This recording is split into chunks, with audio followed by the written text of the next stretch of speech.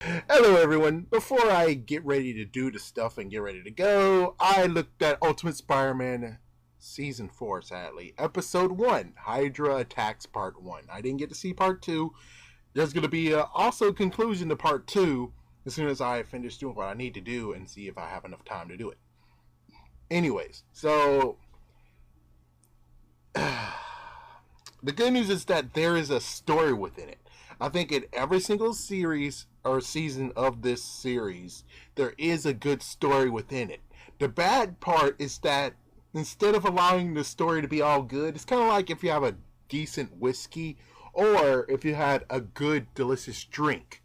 But someone decided to pour more water into the drink to actually water it down, which it can kind of help it or it kind of can make it sink. The watering down is basically having the points of view, which I think the points of view might have first came from Teenage Mutant Ninja Turtles, because Raphael always did it, and in Turtles Forever you actually see him do it. So I think he might have created it first, and then everyone followed suit and saying, "Oh, that looks kind of cool." Of course, you have the freaking cutaway gag where you actually have them, like, I think they're like chibis or maybe Funko Pop like things, and then yeah, that crap sucks too. And then you also have the freaking horrible jokes as well. But if you push those aside, this is a good story. It's a very interesting story.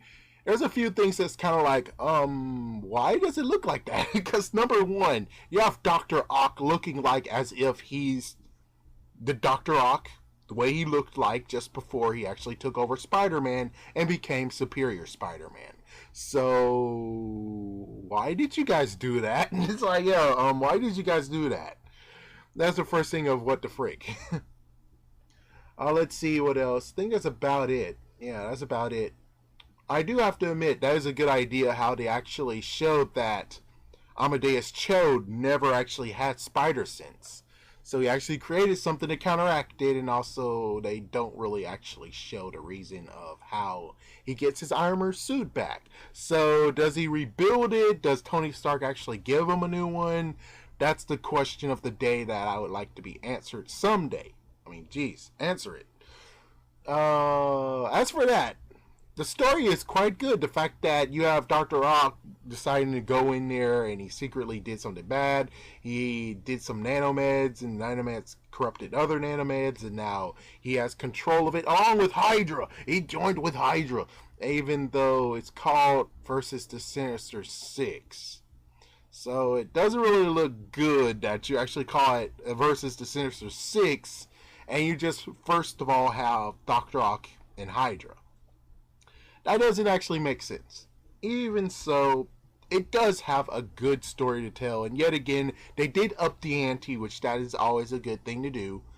But on the other hand, it is kind of still, it's still the freaking follow suit of Ultimate Spider-Man, which is like, you canceled Spectacular Spider-Man for this crap.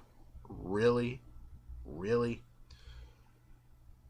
Technically, they could actually have aired the original contract from Spider-Man, I mean Spectacular Spider-Man, is that they had 5 seasons. That's it. So they could have honored it, and they could have still actually done it. I don't know if I actually counted, but yeah, it's like, again, can you count, sucker? Can you seriously count? But they decided to go with this series, and this series, for me personally, it really is messed up.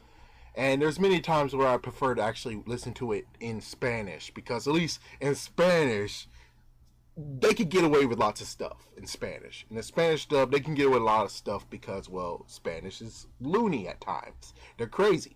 So they can do that. This, on the other hand, this does not actually give justice at all. But it is a good actual thing, and I left on a cliffhanger. I'll have part 2 follow suit this one, and it'll be the same video, of course. Most of you already know that. But anyways, yeah, so they stopped at an interesting point of where they have a brand new Spidey. They did have the first Scarlet Spire showing up, but of course it wasn't actually Ben Reilly. Instead, it was basically not Eddie Brock, sorry. Eddie Brock is never, he doesn't exist in this universe. You basically had Flash Thompson actually wearing a mock version of the original Scarlet Spider suit, which that was kind of cool. But no, we have Kane showing up, even though I don't know if it's Kane or not. I have to watch the next one. But it turns out he said that I am the first Spider, which does that mean they're doing the friggin' Clone Saga all over again? I mean, Clone Saga is okay. Hopefully they'll be able to work out the kinks if they're going to do the Clone Saga where he goes to Dr. Connors and they both test their blood and it's like, oh frick, he's right, he was first and then you came second. I don't know. I'll find out after I take a shower and everything else. By movie magic, you'll hear me do part 2. Alright, yeah, after this, yeah, my movie magic powers, but technically I did lots of other crap, which it took some hours. But anyways, I am back, and here is the second half. So the second half, episode 2, oh my gosh.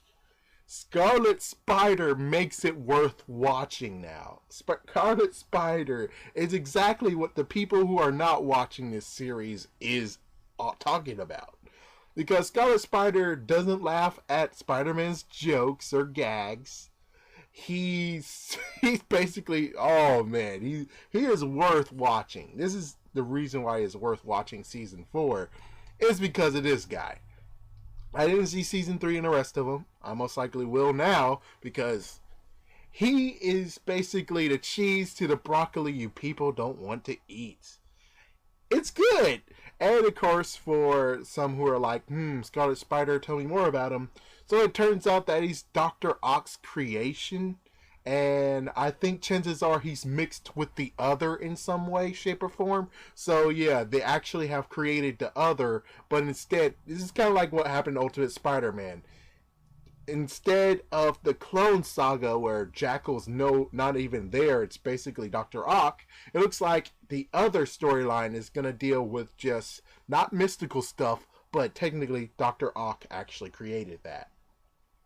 So, yeah, he said he was like a mutant freak form, so chances are he most likely is able to turn into something unbelievable, and yeah, we're going to see that eventually. So I think chances are we got the Other mixed in with Kane like he was in the comic books later on. Because he got stingers, but I think the stingers are already part of him anyways. But, hey, just in case. So, yeah. We don't even know his identity. I'm just going to say he's Kane, but chances are just like Venom turned out to be Harry Osborn and not Eddie Brock. I can only just say that for right now. We can say it's Kane, but we have no real proof it is him. For all we know, it's just another person who got bitten by a spider before Peter that Dr. Ock had some battles with prior to Peter. And then after that, he kind of encaged him and then did experiments on him. And then he broke free and now he wants revenge. But he was living in the sewer.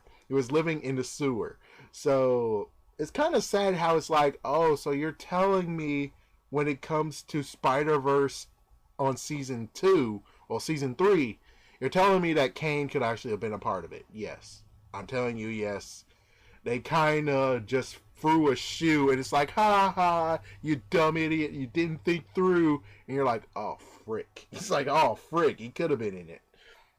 So anyways, yeah. Maybe when there's another, because they did say Miles Morales will return, so there could actually be another version of, not Sinister Six, my gosh, another version of Spider-Verse. That could actually happen.